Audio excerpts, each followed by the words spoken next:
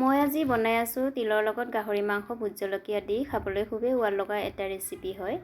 এয়া মই লৈছোঁ তিল ডাঙৰ চামুচেৰে 2 চামুচ আৰু অকণমান ভাজি লৈছোঁ আৰু এয়া হৈ গ'ল। উলিয়াই ল'লোঁ তিলখিনি আৰু অকণমান ঠাণ্ডা হ'বলৈ দি ল'ম। তাৰপিছত মিক্সিত পিহি ল'ম আৰু গাহৰি মাংস লৈছোঁ আধা কিলো আৰু মাংসখিনি মই কেৰাহীত এনেকৈ দি দিছোঁ তেল নিদিয়াকৈ। আৰু গাহৰি মাংসত এনেই তেল বেছি থাকে, সেইকাৰণে মই গাহৰি মাংস বনালে তেল নিদিয়াকৈ বনাওঁ আৰু এয়া ৰঙচুৱা হোৱালৈকে ভাজি ল'লোঁ আৰু ইয়াতে দিছোঁ আদা ৰচুন পিচা আৰু হালধি নিমখ একেলগে দি ধুনীয়াকৈ মই ভাজি ল'ম। আৰু মাংসখিনি মই আগতে ধুনীয়াকৈ বইল কৰি লৈছোঁ আৰু গাহৰি মাংস বনালে মই সদায় বইল কৰি ল'ম, তাৰপাছতে মাংসখিনি মই বনাওঁ। আৰু এয়া এতিয়া মই দিছোঁ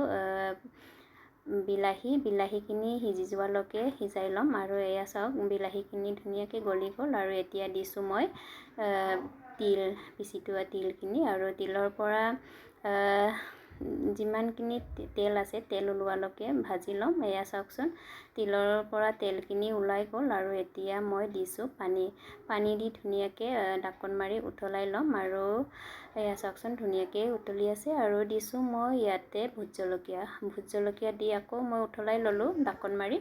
আৰু এতিয়া ভোট জলকীয়াখিনি মই ভাঙি দিছোঁ আৰু ভোট জলকীয়াৰ এইটো গোন্ধ এটা আহে, এই গোন্ধটোৰ কাৰণে খাবলৈ খুবেই বেছি ভাল লাগে তিলৰ লগত গাহৰি মাংস বনালে।